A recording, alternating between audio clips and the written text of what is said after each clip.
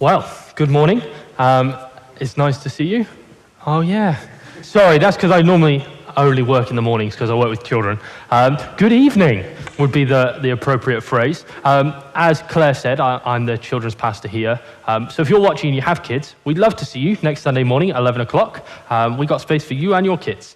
Yeah, I'm Jake. I'm married to my wife, Emma, who sometimes speaks on a Sunday evening, and we have a little girl called Florence who is normally running around, very noisy. So if you hear little squeals in the background, it might be her. Yes, as Claire said, we're talking about Haggai and a time to rebuild. If you were listening last week, Rachel gave us an intro to this series, which was really, really good. So if you've not seen that, listen to this and then go back and watch that one. It's really, really good. But the context, so the Israelites have just been released 16 years prior to this from exile by the Persians, but previous to that, they've been in exile under the Babylonian Empire. And when the Persians overthrew the Babylonians, they said, it's okay, you can go and be free to rebuild Jerusalem. And God twisted the arm, basically, of Cyrus and said, go on, let my people go. And that's what he did. And these people went back to rebuild Jerusalem. But importantly, hundreds of thousands of Israelites went into exile, but only around 50,000 returned to Jerusalem to rebuild it. So these people that we're talking about, they're the committed ones. They're the ones who are like, no, we'll go back, we'll rebuild Jerusalem. They left their comfort of what actually was comfortable lives in the Persian Empire to go back and go, now we'll do some hard work, we'll do some hard labor, and we'll rebuild this city from a pile of rubble. They were the good guys. But it doesn't always feel like that when you read that passage, because we see in verses 1 and 2 that God is quite scathing. When he's speaking through Haggai, he refers to them not as my people, as we normally see in the Old Testament, but he refers to them as these people. He detaches himself. All of a sudden, they're not my people, they are just these people. They are a people, not his people. Now, how do you reckon that felt to Zerubbabel and Joshua? They've come back, they've gone, yeah, here we are, and their whole identity as Israelites, people of God, and God says, no, you're just these people. You are just a people. Because of your actions, you are not my people in this moment. That's pretty brutal. Can you imagine if you'd done something wrong and your parents came to you and go, no, not my son, you're a son. That's brutal. That's a brutal way to start a conversation. You'd feel pretty challenged. And I think that's probably how Zerubbabel and Joshua felt. We see later on that quite quickly it says they obeyed. And I think the gravity of that statement probably bore into that because the gravity was really clear. And then it goes on and we see the excuse of the Israelites for why they have not yet rebuilt the house of the Lord. And they say, it's not yet time to rebuild the house of the Lord. God says, who are these people that say it is not yet time to rebuild my house? And there's some thoughts about why they may have said that. Some people suggest that actually maybe they thought that the 70 years that the temple was supposed to lie in ruin had not yet been completed. But perhaps it was just a convenient excuse for the reality of the situation. Because actually, they got quite distracted. They got quite comfortable in their own homes. It was nicer to focus your time on building this own house that I could live in rather than living in rubble and building the house of the Lord. They got drawn in by the luxuries of life. And actually, this excuse was quite a convenient way to justify the actions that they were committing. And I think that's something that we all do that, right? You're doing actions when you know you're doing something wrong.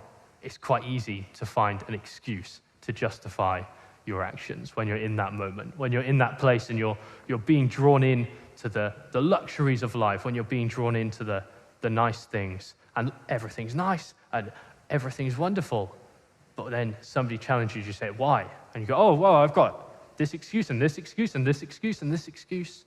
But actually, perhaps it's just a convenient excuse for the reality of the situation.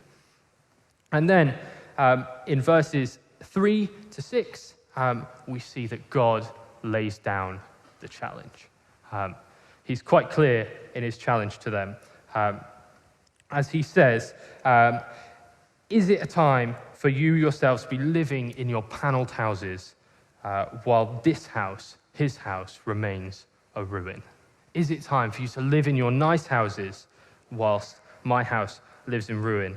And it goes on, it says, now this is what the Lord Almighty says, give careful thought to your ways. You've planted much but harvested little. You eat but never have enough. You drink but never have your fill. You put on clothes but are not warm. You earn wages only to put them in a purse with holes in it. So they experienced famine. They're continually unsatisfied. They're always thirsty, and their money's going nowhere. They're taking this money in, and it's going nowhere. And as Rachel said last week, God's punishing them for their misplaced priorities. He's teaching them the consequences of your actions. But isn't this what we see in the world around us today? Isn't this what we are often doing? Getting distracted by the things of the world, taking our wages and just letting them fall away to no good. We're consuming and consuming and consuming and continually unsatisfied. We consume and we consume and we consume, and we're always thirsty. Do we get our priorities wrong? I know that I do. I know that I do. There's countless numbers of things that I can quite easily put before God. There's countless things where I'm like, oh yeah, probably at times that does come way too high on my list. For each of us, the struggle might be different, but how often are our minds going to the luxuries of this world that don't satisfy? How often do we think of God, and how often do we think of the niceties of the world?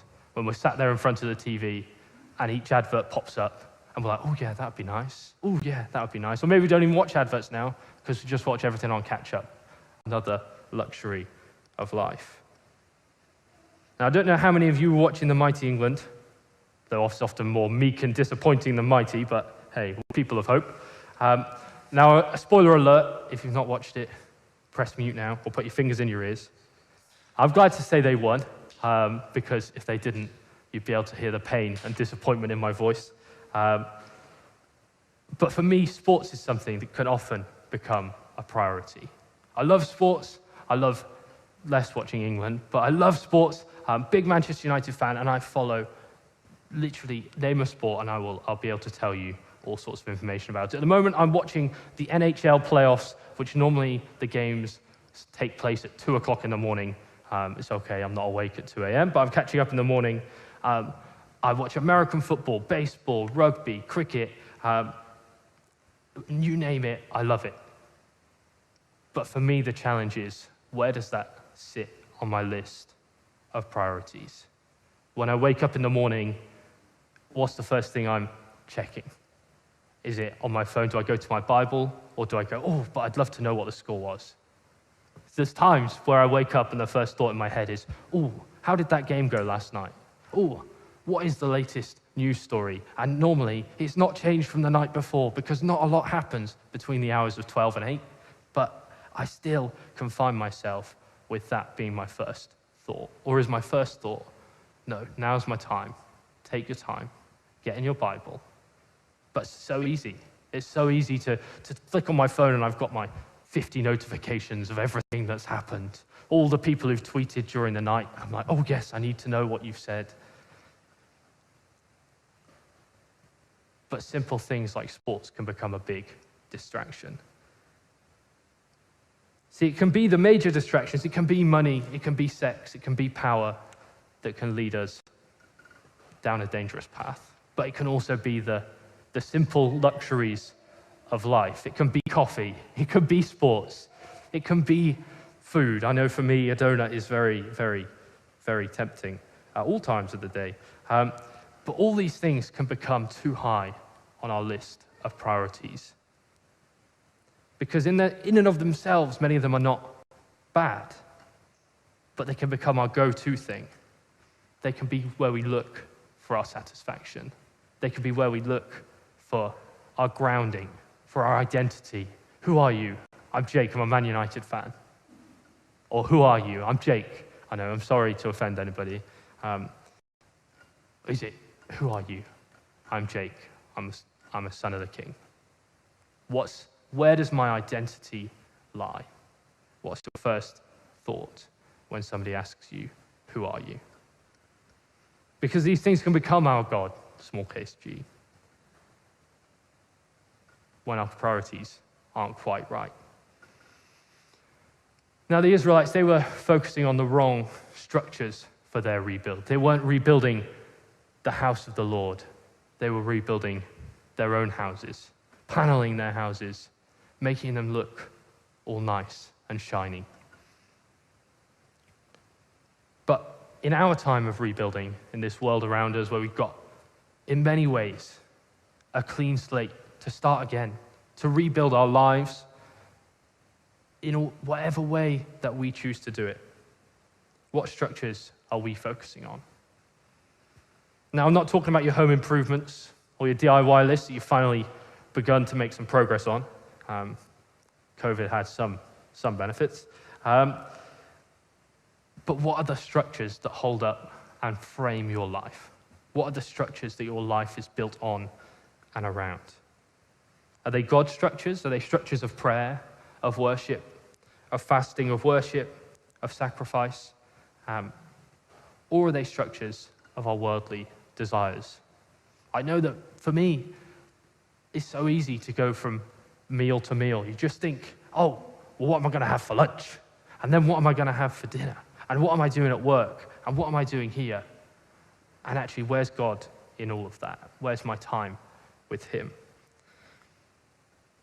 Where's our time with him? Because we have an opportunity to rebuild the framework of our lives as the world around us begins to rebuild. We have a choice. Do we build it around the bad rhythms and habits and structures? Or are we going to take this opportunity to let God take a lead on our rebuilding? Are we going to let him be the focus of our rebuilding? In Isaiah 55, verse 2, it says, "Why spend money on what is not bread, and your labor on what does not satisfy? Listen to me, and eat what is good, and you will delight in the richest of fare." We can choose to eat what is good, to put him first with our time, to put him first with our money, to put him first with our homes, with our thoughts, with our prayers and our conversations. We can choose to put him first in each and every one of those and have a life that's built on his structures. Or we can continue to be a distracted people, a people that are drawn in to the things of this world, to focus on our own luxuries, the things that we want to do. Now, my question would be, what would our world look like? What would our world and community look like if we were a people who continually put him first every day? What would that be like if our first thought was him? If our thought when we're planning our week was, who can I evangelize to this week?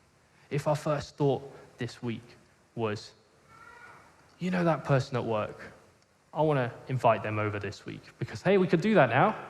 Fantastic. What would it look like if that was our first thought? What would it look like if, rather than our thoughts being on our luxuries, our thoughts being, actually, what is the situation in the world beyond my house? What's the world look like in Africa right now? What does the world look like in our poor communities in this country right now? Because there's so much hurt. There's so much pain in this world. There's so much pain in Chorleywood. And actually, we have an opportunity to bring change. We have an opportunity to be God's change in this country, in this world. But to get there, we have to build our lives on him. We can't merely be distracted by the things of this world. Because the rebuild is happening right now. And so the time to make that choice is right now. We have an opportunity that we've not had for a long time, where everything's changing, everything's shifting, and actually, God's given us the wake-up call. Like he came to Haggai and gave the Israelites the wake-up call. This is our chance. This is our time to take the wake-up call, to heed his words, to build our lives on his structures, or to build our lives on our structures. You see, it strikes me that actually we live our lives in very small places sometimes. We can get caught up in our homes. I know for me, we've got a little girl, and it's so easy to just be focused on day to day, moment to moment, activity to activity. But actually, there's more beyond it. We talked last series about our neighbors and opening up our homes.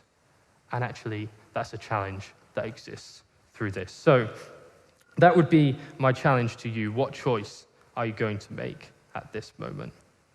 Are we going to be people of his structures, or are we going to be people that choose our structures?